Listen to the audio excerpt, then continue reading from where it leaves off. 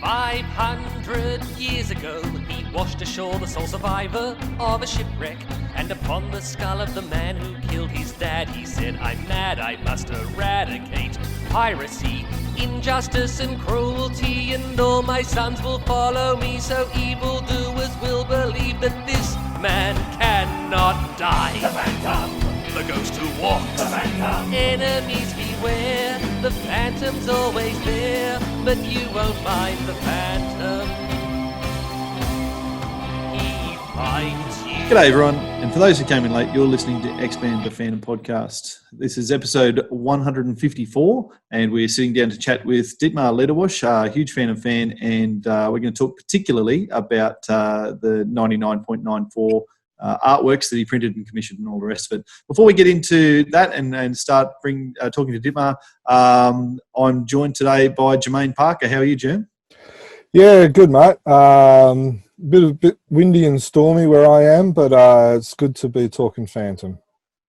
Yeah, absolutely. It's freezing cold in Toowoomba at the moment. I've got the hoodie on underneath the Happy Phantoming shirt, just so I can stay warm for the podcast. But you do what you got to do. We should say hello to Dietmar Lederwasch. How are you, Dietmar? Good, thanks, Dan. Pleasure to be here. No, it's exciting to talk to you, and very exciting for us to know that this is your first Zoom call. Is that right? Yes, as you experienced the difficulties I had, you realise it is the very first one. Well, that's in the age of coronavirus and all the rest of it, the rest of the world, everyone in the world is having Zoom calls, and it's a privilege to be your first. Yeah, thanks. Zoom on. That's exactly right, Zoom on. All right, so if you're watching the YouTube of this is going to be a good one to look at, even just from the quick scan we've had around Dietmar's living room already. And throughout the podcast, we're obviously going to be talking about a range of artworks that he's commissioned or produced or published, and we're going to see lots of those. So rather than jump in and out many times and say, hey, now go and listen to YouTube, you probably should just, if you're interested in seeing the artworks, we'll talk about them as best we can. But if you want to see them, go and check out our YouTube channel. Yeah, definitely. All right, Dietmar, before we get started too much, I just wanted to ask you about these cards, because my understanding is, well, I got them through the Phantom Club, John Henderson's Phantom Club, and this is my attempt as a 12-year-old or whatever to mount them on some black cardboard and use some book covering materials that I had at the time to laminate them. Rendering them totally worthless. Absolutely. To everyone but me. I love them because they've been in my Phantom collection since one of the first pieces I would have got. Well, that's an important point. That's why if I had a choice, if I was you, keeping that original set or getting a brand new set, I'd keep the original. Yeah, absolutely.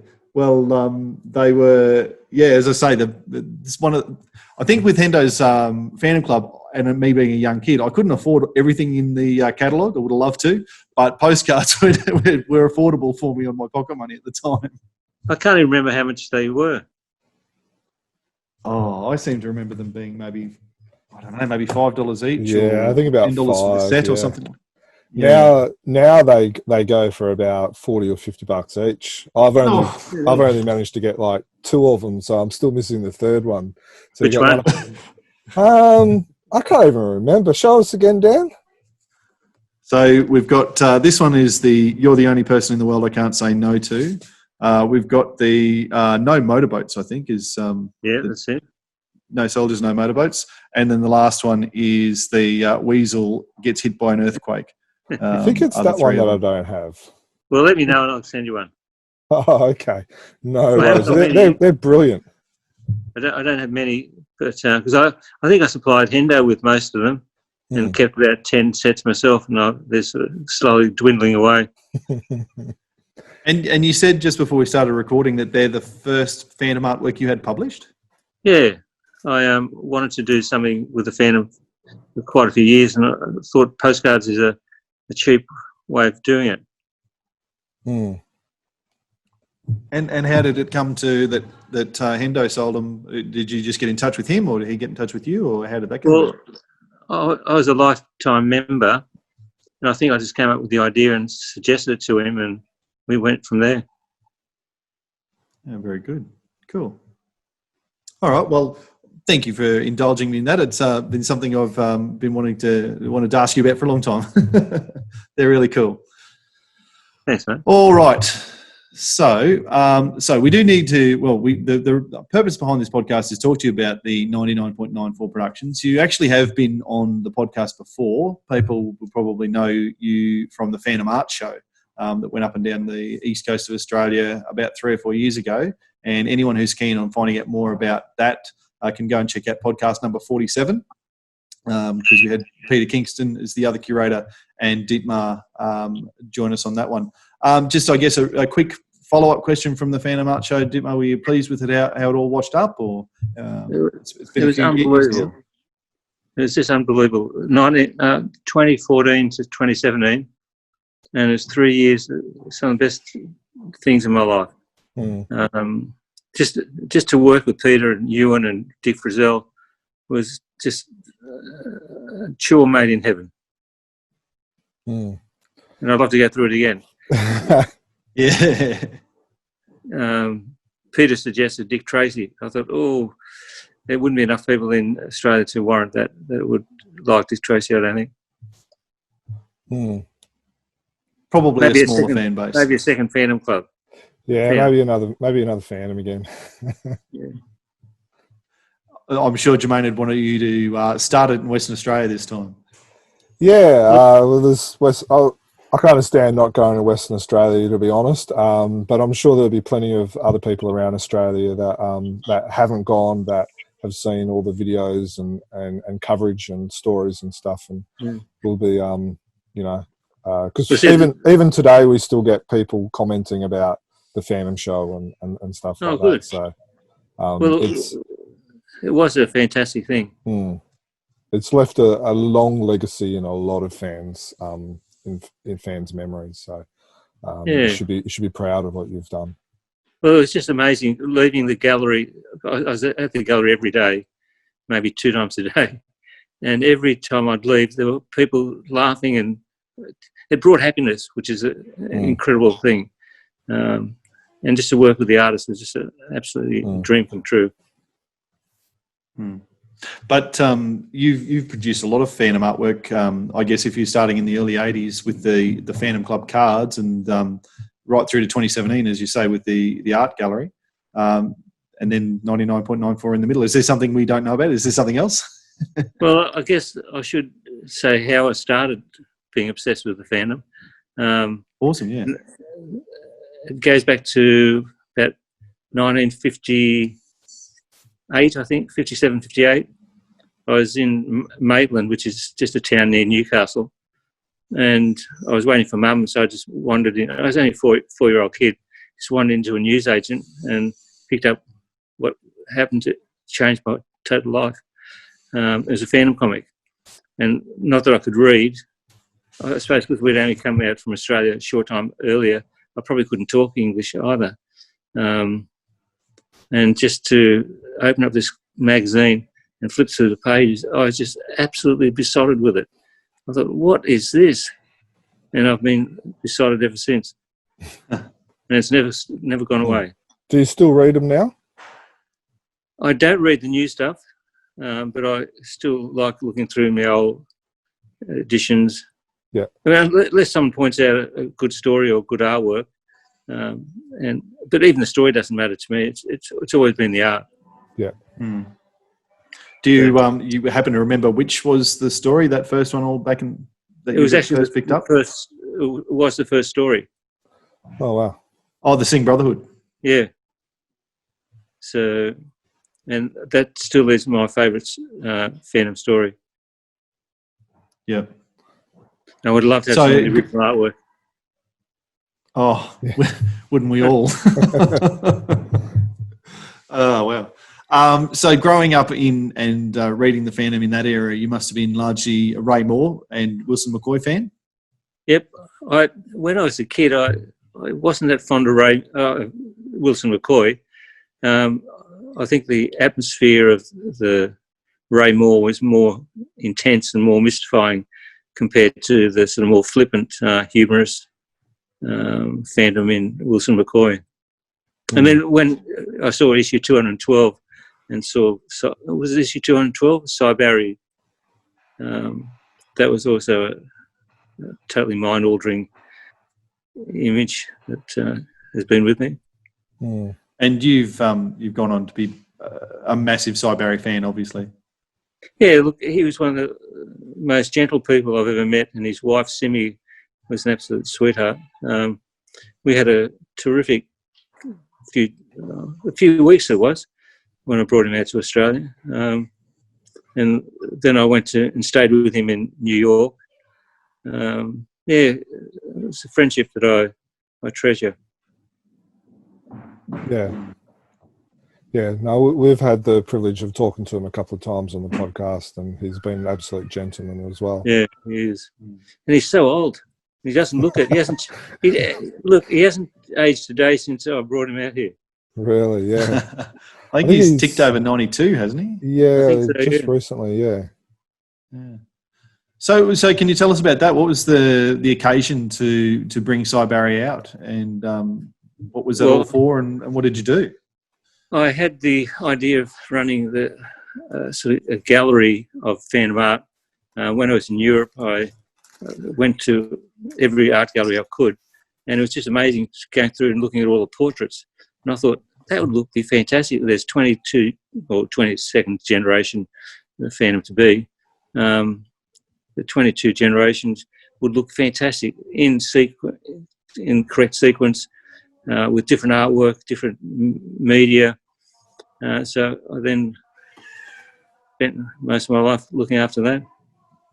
So that's the portrait gallery series the idea behind it. So the idea for that was born in the art galleries of Europe. Yep. And therefore, when I decided on doing it, I went through the legal process with King Features, and once, you wouldn't believe how happy I was when I got this 22-page contract. I didn't read it; I just signed it and sent it back. You beauty! I'm part of the Phantom world. I can understand that. We've having just done the bushfire book.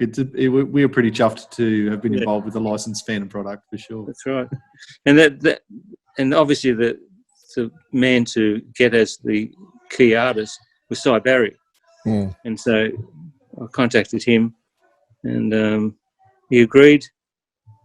And just fortunately, at that stage, I got the AMP shares, and I sold them straight away to pay for the airfare and accommodation, and which was fantastic because the AMP shares plummeted. So virtually, in today's terms, with the AMP shares, it probably only cost me $1,000 to get to Cy here and Simi and all the rest. Wow. So was that as you were starting up the idea of the portrait series, or was that after you? No, that was. I'm just trying to think. Birgitta Hansen was the first. I can't remember which sequence the prints were done in. Birgitta, Barry Dean, I think, was the second one, the Disney artist. Yep. And Cy Barry was the third. Yep. So would Cy Barry be your favourite of those, or is it like choosing your favourite child? Yep. Now look, I've got them here, and I'll show you them in a minute. I'll look at probably the one that I have to say, if pinch came to shove, which one would you can't you live without? It'd be the one of my son. Yeah. The 22nd generation, because that's my son. And but all the other ones mean so much to me, because the greatest pleasure that was involved with this is contacting the artists. And it was about a year, 6 months to a year, dedicated to each one of the prints. And so I'd be back and forth in Sydney, Melbourne, wherever I had to go. Even went to America to get some of the prints signed. It was one of those situations where I got a quote to send the prints over to get signed. it was hugely expensive. It was cheaper for me to take a briefcase, hop on a flight, spend 2 weeks there, and come back home. And I was still way ahead. Wow. See, we didn't think about that when we were. I turned.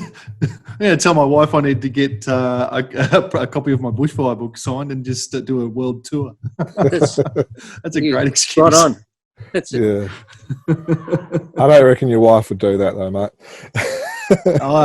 No, if I tell her to come too, she can bring a book and we'll. Oh wow! So I guess just to explain, you did go ahead and with your idea of the portrait series of each of the generations of the Phantom, and you planned 1 through to 22. I think what do we say? There were 7 actually printed. So you had the 14th Phantom by Hanson, as you said. The 5th Phantom was the animation cell. 6th Phantom was the Cy Barry, as you. And the start of the Jungle Patrol. You've already alluded to the 22nd Phantom, which is the Paul Newton's capturing of your son as a Phantom to be, reading the tales of his of the Chronicles, which is doing really my favourite well. one as well. I've got the list in front of me, mate. So. Oh, okay. I see. Oh, I'm really impressed. You're better at it than me. Well, without the text in front of me, I'd be no good at all. Okay. The 5th print was the 15th Phantom, which is another really cool one.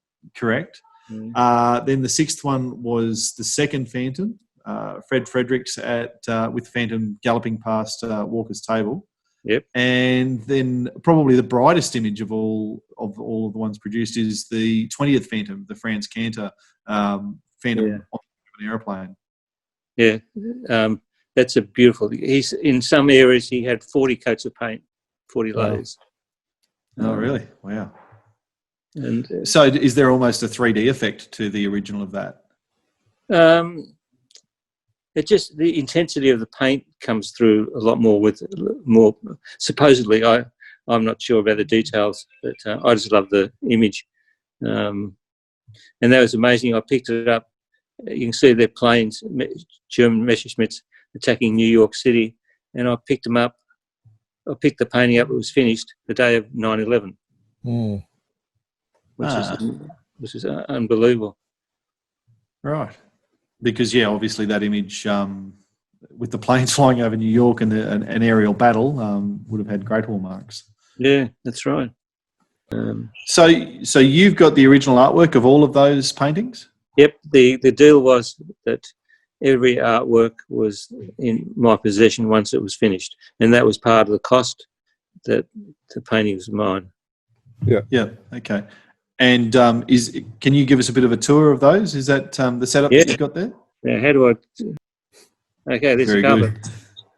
Nice cover. So can you perhaps talk us through what we're seeing, please, Dietmar? Okay, the first one on the ground. Can you see that all right? We can sort of see the bottom half of the 6th Phantom painting. Oh, okay, there we go. That should be there. That's better, yeah. Okay, so that's Cy Barry's. And I'm really annoyed that I didn't think of putting people that I knew in, or get Cy to paint people that I knew as the Jungle Patrol. Oh, the one other thing I should mention with all these prints, and prize for anyone who can do it, there's a theme that goes through these prints, and that is that every print has to have some connection with Newcastle. Oh, wow. Yeah. So if you look at that one, what's the connection with Newcastle? You'll never get it, so I can tell you. Is it the rock in the foreground? No, it's the fact that the clouds were based on a photograph of Nelson Bay clouds, so you'd never get that.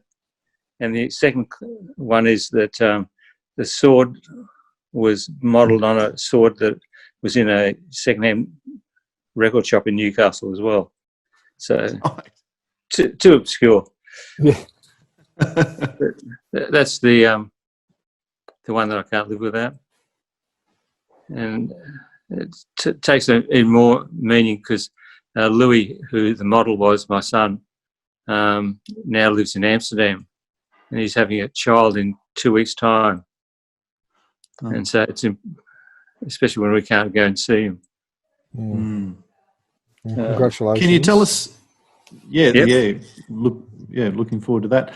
Can you tell us a little bit about the story of the process between yourself and Paul Newton in discussing that? Did you just sort of say, is the brief as simple as, here's a picture of my son, can you please put him reading Chronicles, and then go for it? Or how much input do you have into the makeup and composition?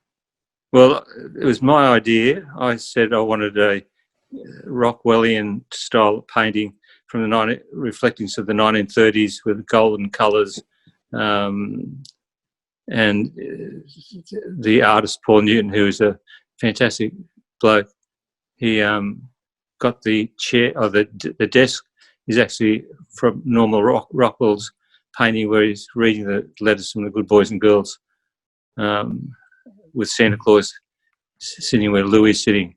And the candles, I made those. I got the thickest candle I could find and spent probably 4 hours on each candle, just dripping other candles, melting, drip, drip, drip, drip, until I got to that stage.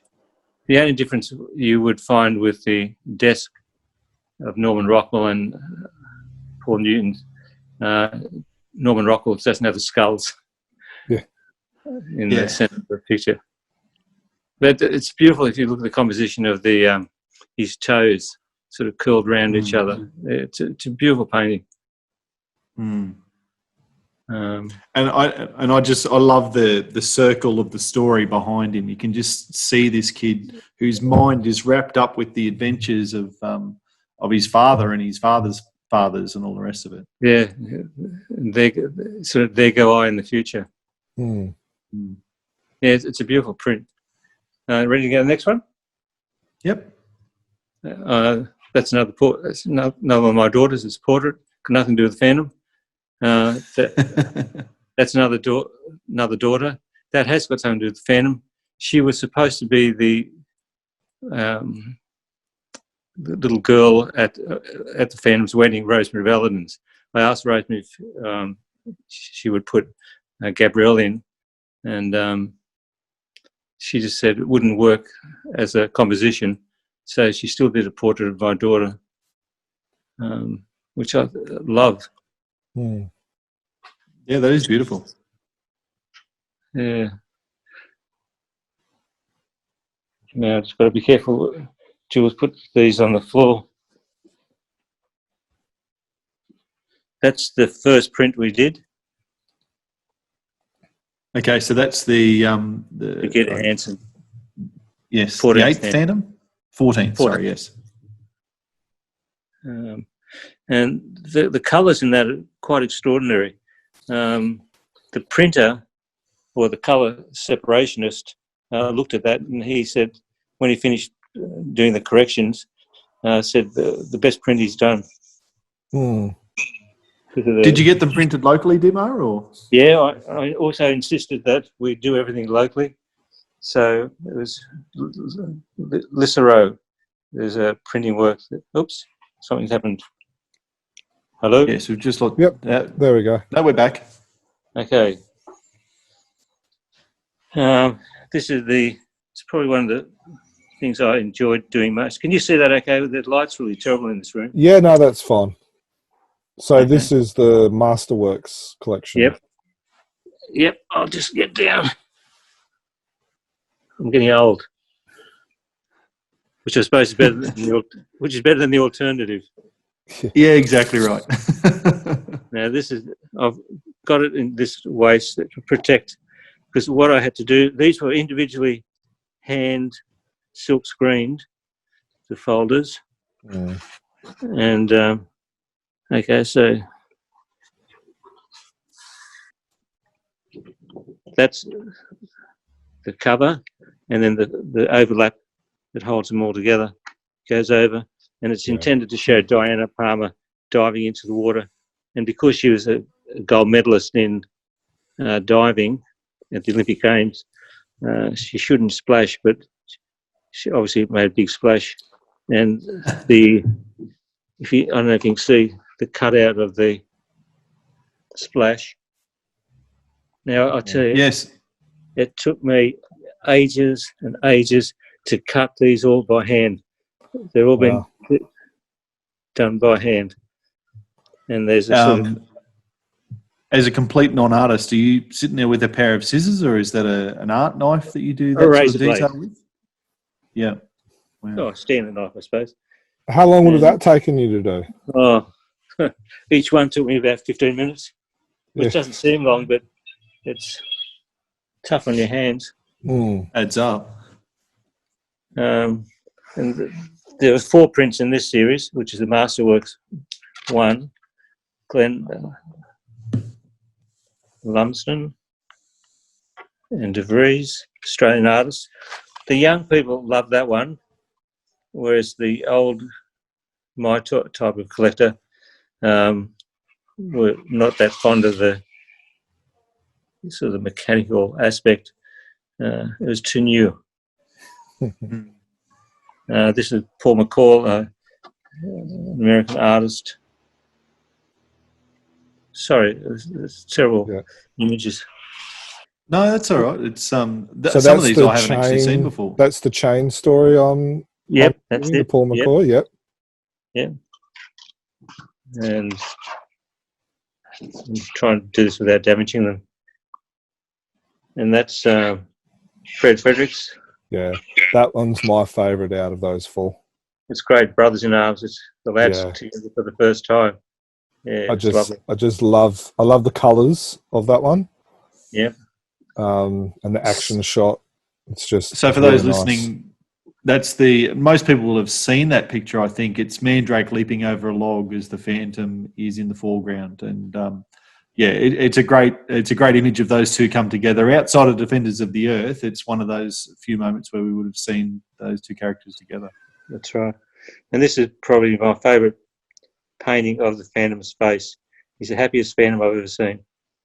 And Cy did that as a thank you for bringing him to Australia. And so that's beautiful. When he got back to America, he painted that and sent it to me, and I was actually blown out of the water to thinking he did that. So did you know, Dietmar, that Cy Barry continues to have that prints of that image on his website today? Oh, really? Yeah, it's must be one of his favourites too. Oh, because I gave him a whole stack of them as a gift to give out to the Burnt Toast gang. Okay. And the prints themselves were released. I'll do this without hopefully damaging it. On the back, you can see the.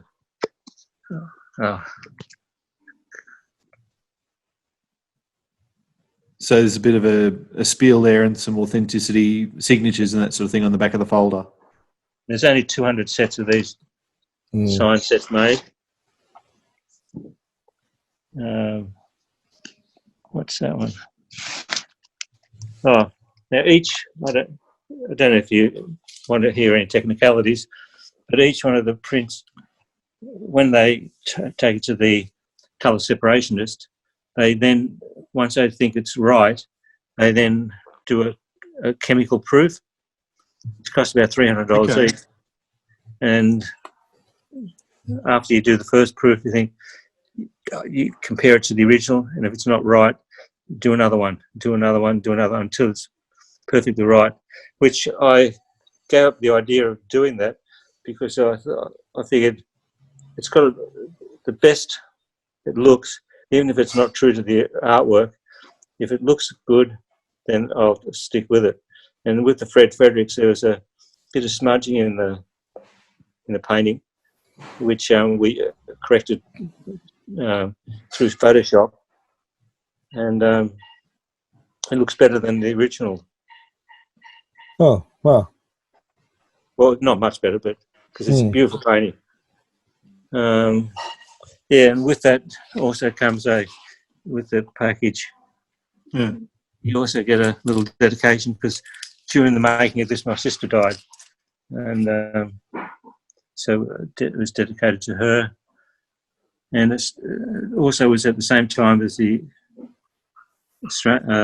Olympic Games, and so I had a rubber stamp made with Diana Palmer, Olympic gold medalist, and got Australia Post to do a first day release. That's a beautiful touch. And lastly, I think you can't. You might be able to see. There's an embossed Oh, bag. the 99.94 logo. Yeah, you can't really see it there, but you might just see that there is something going on. And the bags, believe it or not, another labour of love. They're oven bags because they're a mile of quality oven bags, and so because they're large bags, they fold them up and put them into boxes. So each one I had to individually iron flat, which took forever. So that was I was sort of glad to see the end of that set. And lastly, it's a real labour of love. Newsletter, and if I'll try and get that image better. Can you see that all right? Yes. That's a drawing of Don Bradman, because he died in the making of this as well. It's fraught with serendipity, this poster, or these series of posters. And I just saw a newspaper photograph of Don Bradman in one of my classes that I was teaching at the time. And I just thought, the guy was one of my students, was a really good drawer. And so I said, could you do this? And it was only a 2-inch photo in the newspaper, and he came up with that, and I thought, holy dooly. Wow. How good is that? So that's a neat segue, I guess, to a question that we were going to ask you, is about the naming of 99.94, because that's a number that is of special significance to lots of Australians, I suppose, and you've just alluded to the connection there. How did you settle on that name, 99.94? Well, I basically wanted to make this set of prints the greatest Phantom collectible of all time. I was determined to do use the best artists, best materials, best paints. Everything was the top quality. And then I thought, what else reflects that sort of ideal? And I came up with it. I thought, Don Bradman's test average, 99.94. And so I put my 2 bobs worth into into getting the rights to have that name, and they gave it to me. And I had, I think, Bradman Museum actually contacted me and said, you can't use that name. And I said, why not? And I said, there's a copyright on it. And I said, well, I just did it legally through the correct procedure, and they checked up on it and left me alone. Oh, well, that's good. Well done. Actually, just as you're sitting there, Dietmar, that one that's right in front of us now, the artwork. What's that one? Okay, I'll get that.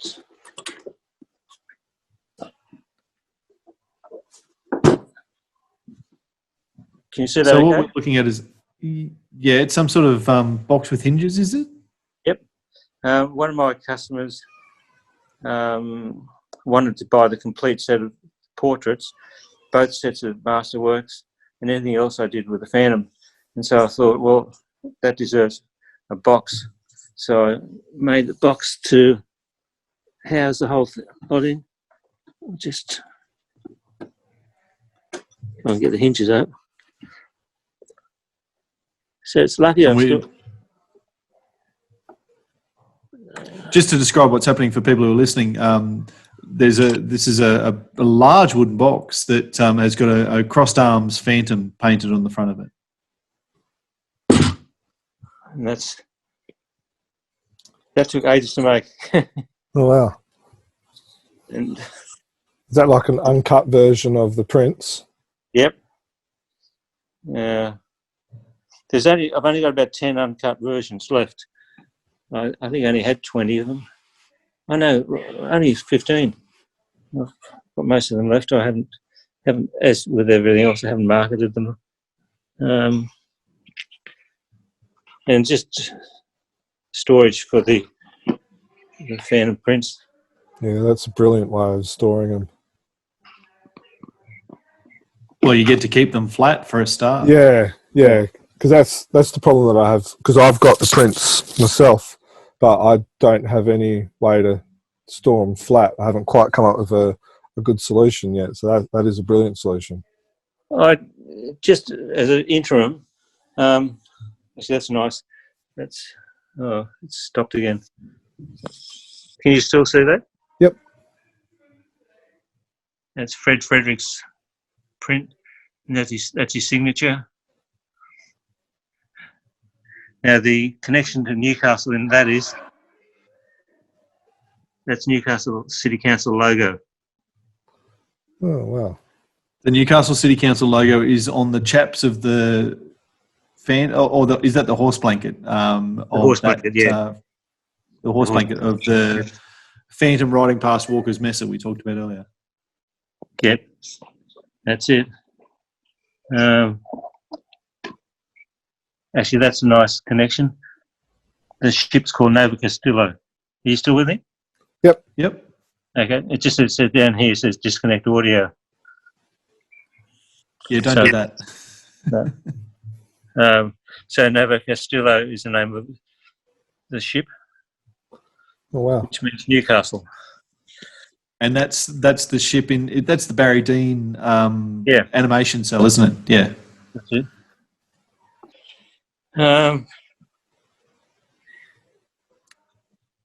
So that's that big storage box is called a Solander box, is that right? No. Solanderboxes boxes are a different thing. Okay. That's just a box I designed and put together. But that's an uncut sheet of the Masterworks. Oh, wow. So I had to cut that out. I'll just show you this because I love this painting. But anyone who went and saw the Phantom Art Show, or I think it's in the catalogue as well. So the picture that Dietmar will show us in a moment, when the screen's not black, is what was the name of that piece again, Dietmar? Father of the First Phantom. Father, that's right. And it's a magnificently large painting, as much as anything. Ewan McLeod, am I right? Yes, that's him. My favourite Australian painter, even though he's New Zealand. It's all right. We've got a history of poaching anything good that comes out of New Zealand. Yeah, that's right. My favourite room in the house. I just love sitting here. Yes. And there's my. So can you just go back and hold on that picture for a bit, please, Dietmar? And while you're speaking, the video stays on you. Can you just talk us through that painting for us for a little bit? Well, basically, it's a comic strip in itself, giving the whole history of the Phantom, where landing and discovering America as Christopher Columbus's what were they called? Cabin boy, yeah. Cabin boy. And then swearing on the skull of his father's murderer down the bottom there, which you might recognise who that is. He does look a little familiar. Yeah. And then walking away as a Phantom. So it's got all the story in the one picture. And again, the Newcastle connection is the coastline. Oh, wow. Okay. Looking south from Bar Beach.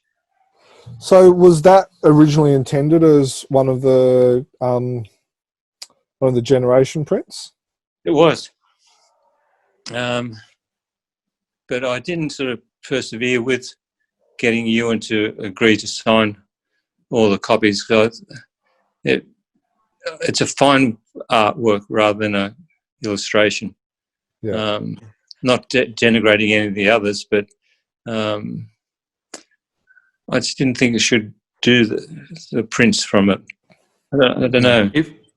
If I recall correctly from seeing the art show, the there was quite a long timeline on the painting of that one. Was it like he completed it over 10 or 15 years? Is that right? Yeah, well, he won the Archibald in 1999. And that's where and I'll just show you some other works that he's done. Sure. Reg Mombassa. I'll show you what I was going to talk about. So he started when, actually, if you've got time, I'll tell you the story about how I met Ewan. Paul Newton invited me to the launch of the Archibald win in '99 at the Newcastle Gallery, and I wanted to sort of talk to Ewan.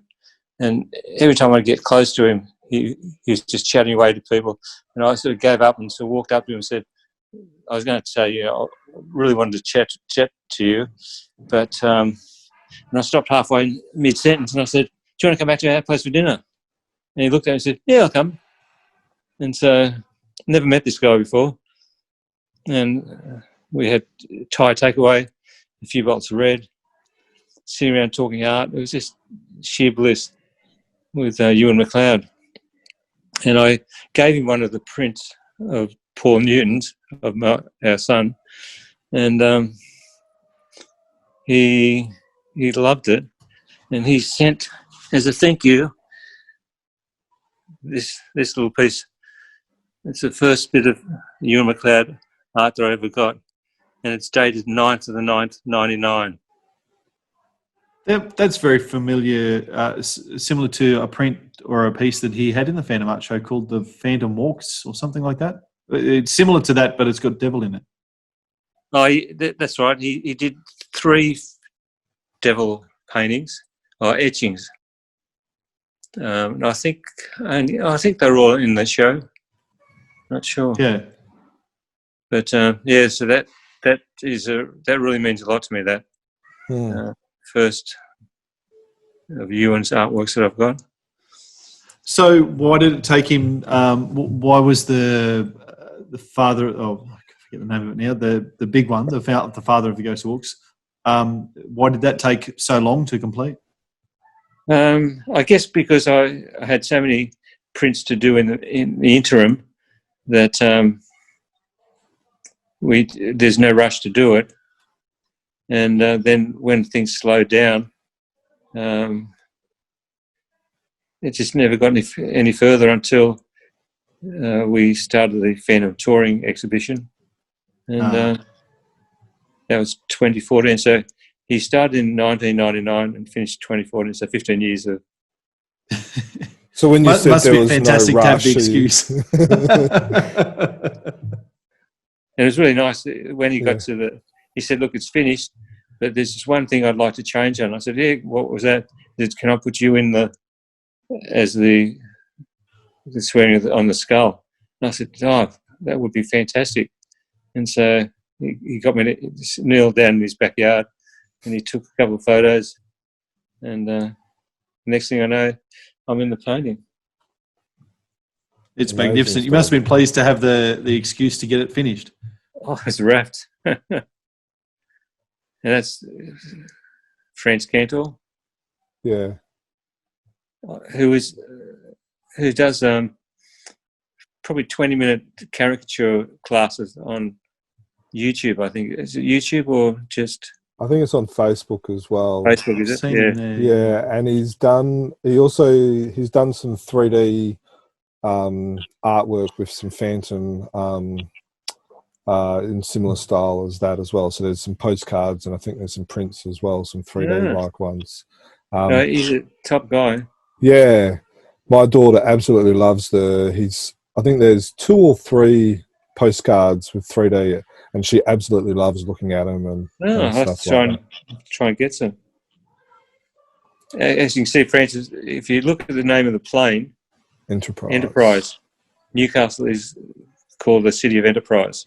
So there's another Newcastle connection. Would have never picked the Newcastle tributes. No, I'm going to have to pick. You've got me going now, Dietmar. In the Brigitte Hansen one, what's the Newcastle reference there? It's a bit of embarrassment, but the jewellery, the beads of the the natives is blue and red for the Knights colours. Okay. Yes. Good. And the Barry Dean, we said that was the name of the ship. Side Barriers, the clouds. Is there a Newcastle reference in Paul Newton? Well, Or is it your son is enough of them? My son was born in Newcastle. Yep, good. Okay. In the Rosemary Valadon, the 15th Phantom? If you look on the bottom left-hand corner, there's a sash, and it's got longitude and latitude of Newcastle on it. Oh, wow. There you go. That's very well played. And what was then the Fred other two, Fredericks? that was the saddlecloth. Yeah, the council logo. Oh, right. Yeah. And That's it, then isn't the it? last one is the Cantor. Yeah, the last one's the Cantor with the Enterprise. Yeah. Oh, that's a very specific Easter egg that I don't know. I've never seen before. Have you, Jermaine? No, I didn't know about him either. I've been in Newcastle once, but yeah, I would have never picked any of those. How long ago is that? It was on a cruise. Crikey, how long ago was that? It was when my wife was pregnant with my oldest. So it would have been probably about 6-7 years ago. No, it should come back again. It's the greatest city in Australia. Yeah, I didn't mind it. We were only there. We were only stopped off there for like about a couple of hours and stuff. But But you wouldn't recognise it now. It's just one city of skyscrapers. oh wow. It's just. I never thought I'd see a crane in Newcastle. Now there's 5 or 6, probably Yeah. more. It reminded me a bit of my hometown in the sense that it was kind of like a city on the, stuck in the bush in a sense. Yeah. So yeah. Now, with the generational prints. Now, I love the idea. I've managed to be able to get all 7 of them. Did you have planned, like with the other? How many was there? 7. So with the other 14, did you have artists lined up for the other 14, or did any of them start the work, or was it, or did it kind of stop there? There's a couple of deaths involved, so that's put a hold on a couple. Yeah. Martin Sharp, originally when I spoke to him about it, was keen about it, and he gave me a quote and how much to do it for. But then he decided against it, and he now unfortunately died. The next artist, Richard Jones, died, so I can't get his to be done. Reg Bombassa would still do it. He's a absolute gem of a man. There's Gary Shedd would probably do it still. There's quite a few lined up. Was it the expense of doing it that stopped it? It cost me $5,500 a year just to have the rights to do it. Yeah, wow. Yeah, right. It's not And cheap. especially when you didn't do anything for that year, you think, well, there's $5,500 down the drain. Mm. Yeah. Certainly, but when King Features has got a piece of the pie, you need to be selling stuff to bring in the income to be able to pay them, don't they? Because it's not contingent for them on how many you actually sell. It's the time that you've got the license for. The $5,500 was just sort of guarantor of sales, and I just paid them, assuming that all the prints sold. That way, I didn't have to worry about accounting and all that sort of stuff. Yeah, I just paid the royalties for every print that I put out. So, just mainly so I didn't have to go through the worry of counting how many I sold this month, and I can't stand that sort of stuff. So, yeah. All good. I think we feel like we've had a pretty good tour of the gallery as it is in the lounge room there. Yep. You see the painting in the corner? That's You have and to flick it again. no, I've got it. Yeah. Okay. It's Ewan McLeod's Yeah, go close. concept painting before he finished it. Oh wow. Yeah, That's cool So, because even from the distance we can see the composition is the same. What's the in having a look at your house with there's lots of phantom throughout the house? What's the secret in getting your wife to agree to have lots of phantom throughout the house? Yeah, well, she doesn't have much choice. Then she had the one on the stairwell. That's beautiful, actually. that's where Rosemary's. I do like this one. Unplug it. Yeah, you're going to have to take us for a walk to see this one now, surely. Oh, wait a minute.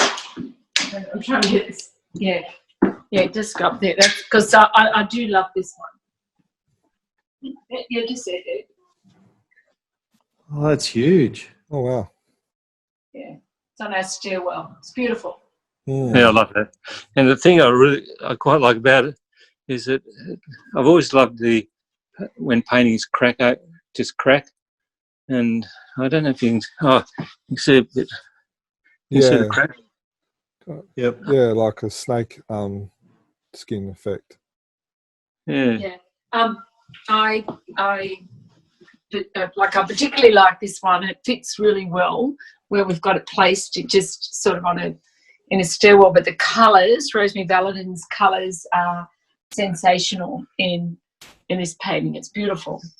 And there's that sash that I was telling you about with the longitude and latitude in Newcastle. That's really cool. Yeah, it's beautiful.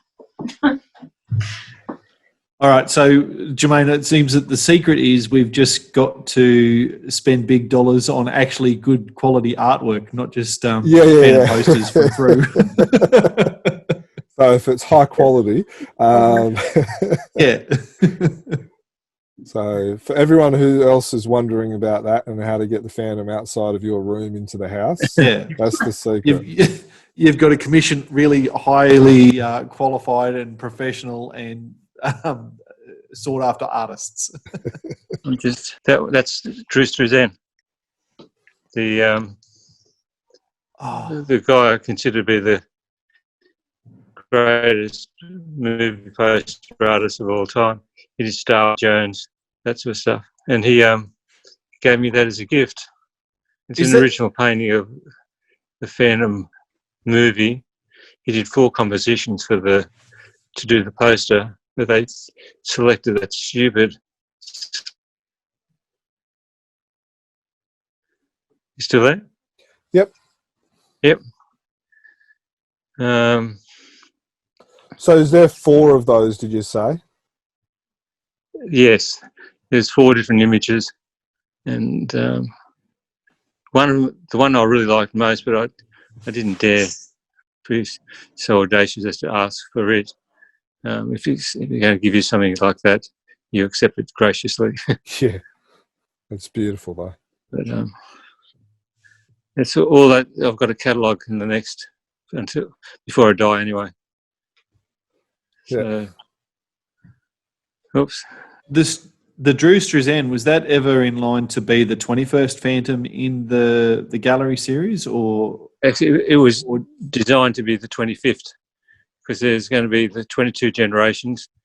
The father of the first Phantom makes it 23. The movie poster version, which that is 24. And I can't remember the last one. There were going to be 25. Okay, well. Oh, there's the animation cell. Yeah, it's amazing. So, a lot of people have probably seen these for the first time, or they don't have them in their collection and stuff like that. Are they still available to be purchased? Yeah, all you got to do is contact me. Okay, so you've got the generational prints and the Masterworks 1 and 2? Yep, everything's still got for sale. As I said, I never marketed them. Yeah. Do you? we'll certainly. Was you happy for us to put your email address perhaps in the show notes for this? Yeah, of course. Do you have, question about noticed, and I'm sorry about this, but do you have kind of like a price that you could tell us for some of them, or? Look, for your Chronicle followers, I would do a special price for them. Okay. They originally, you mentioned solanderboxes before. This is one of the boxes I made, just to house some of my Phantom comics. Oh wow. Just off the top of my head, I'd let the generations go for say $80. They were $125, but for your customers, I'd let them go for $80 each. That's great price. Yeah. That's signed, numbered, using the best paper. Yeah. Or and the quality's there, because I've got the set and they're amazing. Yeah, they are magnificent. The reason I selected this particular paper was when I was doing research into quality paper, they said this particular stock would last for 400 years. And I thought, 400 years, the Phantom, it's got to be. So I said, yeah, that'll do.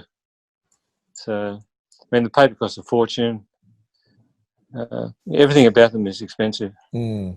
Yeah. Oh, and you can just tell looking at them that it's the highest quality artwork printed in the highest quality way on the highest quality paper. So, when you compare dollar for dollar against some of the cheap posters that you can get, it's really worth the money.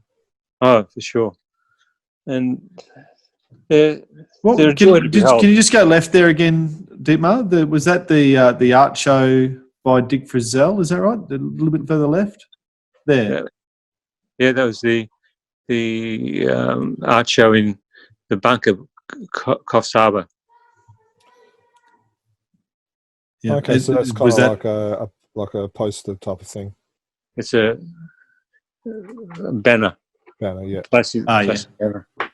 And I had nothing to do with it. I didn't even know they were doing that. And when I came along to the show, I looked at it and thought, I can't believe it. My name's between Peter Kingston and Gary Shedd. Amazing. Yeah, so I was really chuffed about that.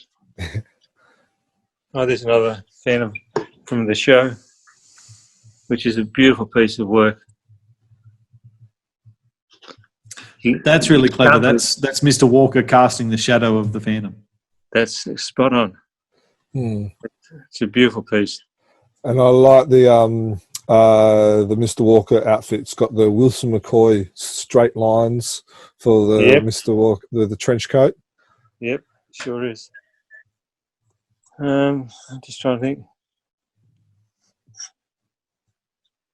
No, that's about it. I think you can see the next one, which is supposed to be Richard Jones, is that one there, but it hasn't been finished, and I can't get him to sign them, obviously.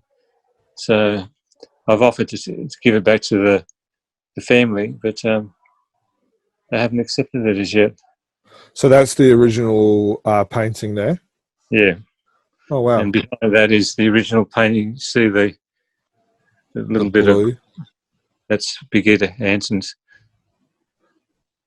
I haven't got enough wall space. Well, that was going to be one of the things I suggested actually about the prints, because I have, I think, 3 of the prints. They're huge. They are a really large size. Yeah, and I particularly wanted that because I thought they would look better that size. But having done it, no, I think I would have done the same size. Yeah, I would have. Yeah. I think you'd be. I mean, if you're in a position to have all 7 and the wall space to hang them up, then you're doing okay for yourself. Yeah. But each and every one of them, if you've only got the space to hang one, that's a fantastic statement piece.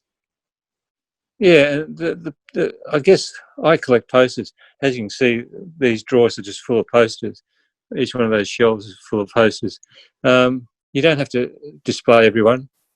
Yeah. I just collect because I love collecting. Mm. Yeah. And sorry. No, I was just going to ask. Actually, mine's wandering. Yeah, you said there's a Newcastle connection in every one of the gallery, the portrait gallery series. Is there any Easter eggs or Newcastle connection in the Masterworks? No, I totally forgot about it by then. And then I guess that was something just to be done with the big prints. Yeah, the right. portrait series. And Masterworks, one of them, correct me if I'm wrong, but one of them is completely Antonio Lemos. You must love his work Oh too. yeah. Now I sort of try and do this at a short notice, and because we only did 100 sets, I just don't. I can't put my hand on them. Just no. Oh, actually, that's really nice. Oh, there's some down the bottom there. Oops, I shouldn't be doing this so fast, damaging things. If you're not watching the YouTube yet, you should be, because this is just a remarkable burrow through Dietmar's collection. I'm just trying to, as I said, do this without damaging anything. Oh, there's those Snakes and Ladders game. Yep. You got that, didn't you? Yes, we both got one of those. Yep. You're lucky. Yeah, they went very quick. And I love it. It's playable and functional, but it's also a piece of art. It's fantastic. Yeah, that's right. And it should be played with. Are you black again? Yeah, I think you've just. Oh, There we're we go. back. You're back again. Oh, there's the Lemos. I love the paper quality of this set. It's It's called Curious Touch. yeah, it's a very apt word. The touch is very amazing. It's strange. Mm. And again, these are hand silk screened. Actually, this is the promotional prototype one, and hand cut, each signed. And as I said, only 100 sets of Antonios were done.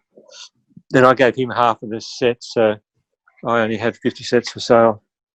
Yeah, I've got that set, and I remember buying it from you at a Supernova. Yeah. And it's an amazing the print quality, like the thickness of the paper, the fairiness, I guess, of the touch. It's an amazing set, and beautiful images as well. And but the trouble with it is it's so easy to mark. The paper quality makes it susceptible to being stained. But having said that, any sort of marking that I have put on it by mistake quite easily rubs off.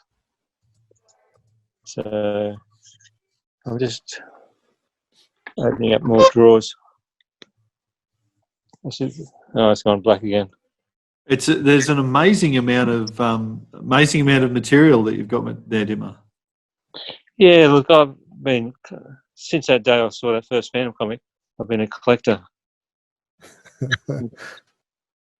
Yeah, it's rather addictive.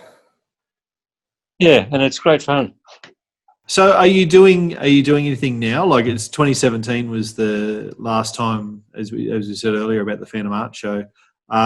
So, are you working on anything at the moment, or are you continuing to potter along with other Phantom projects that you've got, or what are you doing at the moment? Well, at the moment, I don't know if you remember the Phantom boxed set of 15 prints. Is that the lino cuts? Yes. Oh, one of them is a lino cut, but there's. If I could get this to work, I'd be able to show you a set. So each one of the, here we go. It's the Solander box set of prints.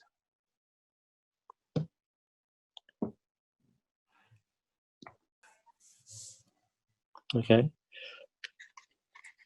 So what I'm doing for every artist who contributed any work to the box, I'm making them a box and getting a set of prints for them as well.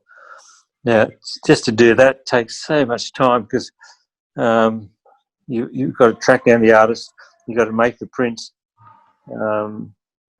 get them to sign it, and it's just so time consuming. Yeah. So I'm trying to basically the show from 2017. Yeah, fair enough. There's so many loose ends. Well, see, there's also the fact that I want to, in the lino sets that I've done, I'm just trying to go in the hallway and see if I can turn the light on to show you.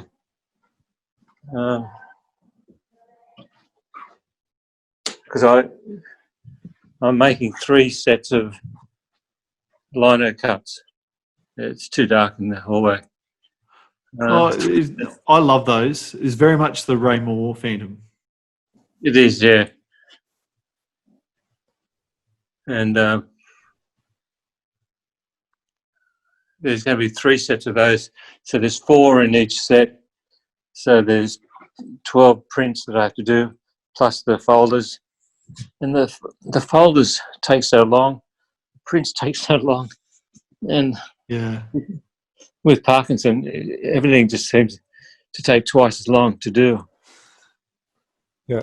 You know, sorry.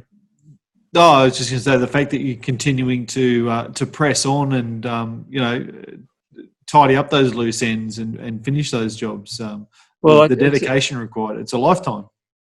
It is, and it's just. I just want to thank all the people who've been involved in it. That's if I could, I'd give them all away, but I can't do that, unfortunately. No.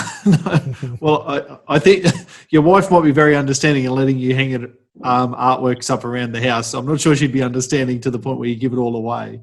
Actually, she's been an absolute angel. She has supported me in everything I've done, and I don't know why. It's all right. I I think me and Dan both wonder the same about our wives as well. I was going to say spoken like every Australian male, I think. Actually, there's one that you haven't seen.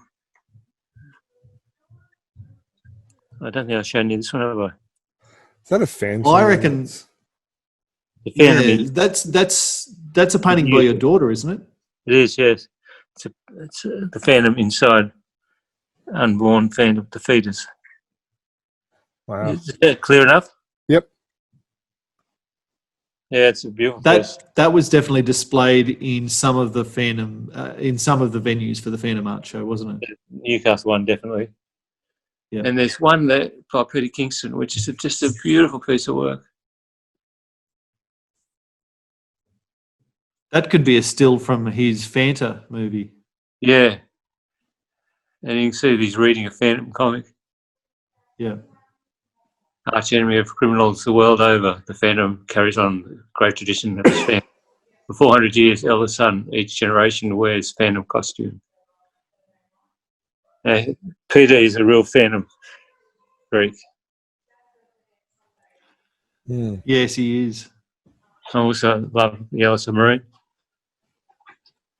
So you're also a huge Beatles fan, aren't you, Dietmar? Yep, sure am. There's a portrait that Ewan did of me somewhere here. Oh, yeah, wow.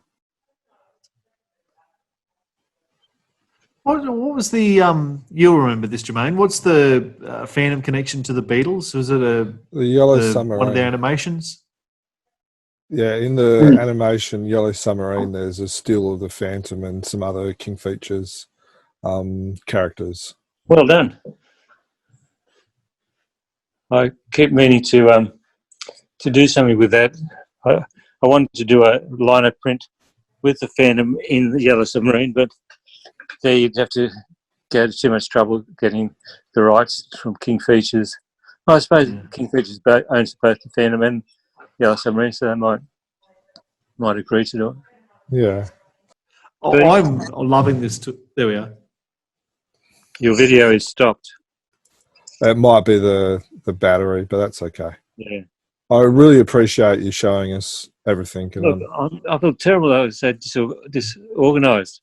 no, that's okay. So it's been just marvelous having a tour of the house, the studio, the lounge room, the painting in the hallway. It's a real insight into the way the Phantom surrounds you, Dietmar. well, art is everything in my life. Yeah. The whole house breathes art. We couldn't survive without it. And I love the story. I just love the stories behind the actual art as well, like the Newcastle connection, the story about your son and your daughter and stuff like that as well. So it's for someone who's known a little bit about 99.94 and has got majority of the prints and majority of the things that you've produced, it's been great learning stuff that I didn't know about before. Oh, thanks, mate. I really appreciate your thoughtfulness in saying that. No, it has been absolutely fascinating. Really appreciate you showing us through everything. Is there anything you feel like we haven't seen, Jim? I've seen more than I expected. Yeah, I've seen more than I expected. I've enjoyed the tour, and like I said, I've enjoyed the stories behind the stories. Yeah. I just wish you'd present it in a better way. Mate, we all wish our skull caves were in tip-top condition. But it is what it is. As I said to you before this, when we rang and we were organising the podcast, I spent this afternoon down in the skull cave trying to tidy up, and my wife came down and couldn't see what I'd done. Yeah, I feel like I've made progress, but she's got no idea. Look, that's right. I actually had my studio looking really good for about 2 days, and Jules sort of walked past and said, "Oh, it looks good." And the next day, it was back to it. I kept moving things. Yeah. Refining the cataloguing. That's what all of us do. No. The trouble is, since I've done this, I can't find anything. I thought I've gotten to the stage where I knew, there's 2 programs, music programs from Lee Gordon, number 1 and number 4, that I need for someone else, and I cannot find them. I took them out to print for him, and I've lost them. And they're irreplaceable. So, well, you won't have thrown them out, mate. They'll be there somewhere. No, look, that's what I'm worried about, that they've been turfed out with the recycling. Because they're such thin things that could easily just be picked up with a newspaper on top of it. And if I don't want to think about that. No. Well, mate, if we can get our Chronicle Chamber or the X-Band podcast listeners to help you tidy up and clean out a little bit by emailing you and getting in touch to perhaps pick up some of their own copies of the Portrait Gallery series or their own copies of the Masterworks, we'd be delighted to hopefully hook some people up with you and help them out by getting some fantastic quality Phantom artwork, and help you out by clearing some space and perhaps putting a little extra dollars in the back pocket. Yeah, that sounds great. So just let people know my email address and solanderboxes@hotmail.com, and make inquiries, and I'll do the best I can for you. No worries. Well, I appreciate that. No, look, it's been fantastic chatting with you again. Yes. Yeah, I've really enjoyed it. Thank you so much, Dietmar, and I'll talk to you again soon. Okay, mate. It's been an absolute pleasure. Thank you, Dietmar. And I'll say hello for you. Yeah, do. Thank you. Cheers, mate. Wow. What do you reckon, Jim? It was mind-boggling. Just, I guess, just seeing all of the work and like I said, hearing the stories behind the stories and like the Newcastle connection and the passion, and it was enjoyable watching and listening. Yeah, I do think that it's probably come too late right now, but this is an interview that would be much better viewed on YouTube than listening on the audio of the podcast. Yeah, so hopefully those who have listened to audio, you will jump on and on the YouTube as well.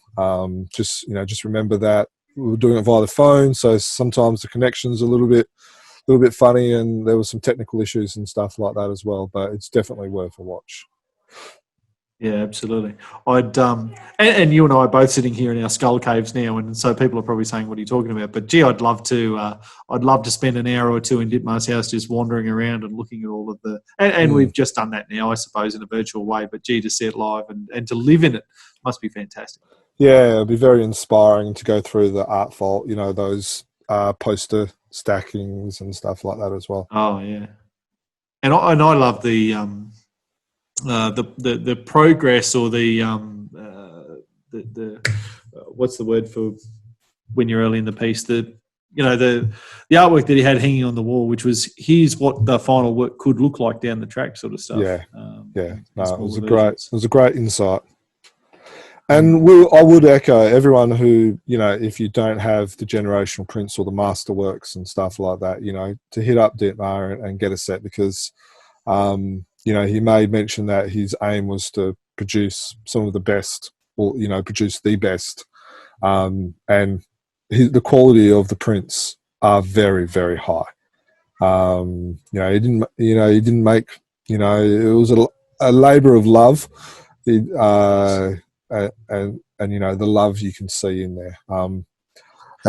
The biggest problem that most of us will have when you get them is how to display them.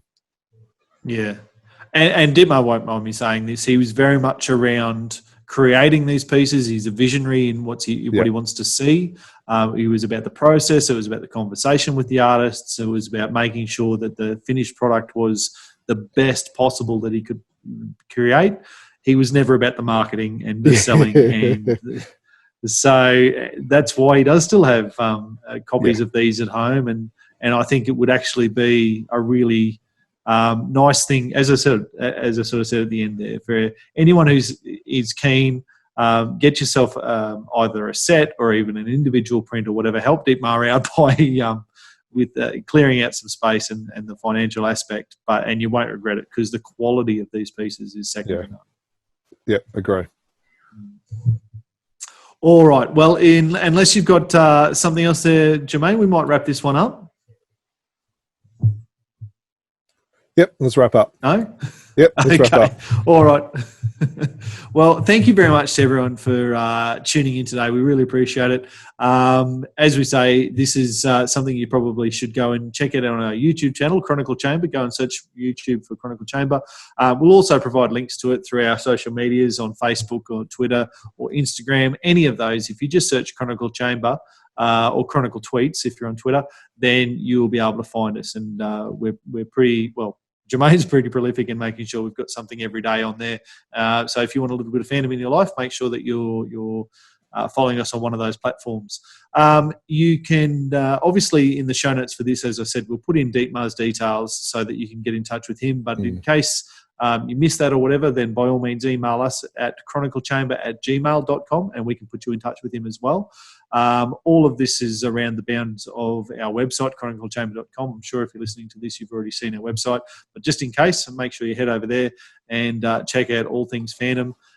It's been interesting, actually, Jermaine, quick aside, people from the Phantom card game that Kickstarter finishes, I'm sure will have finished by the time this is published and people are hearing it. But in the comments to that, people checking out the website and reconnecting with the Phantom.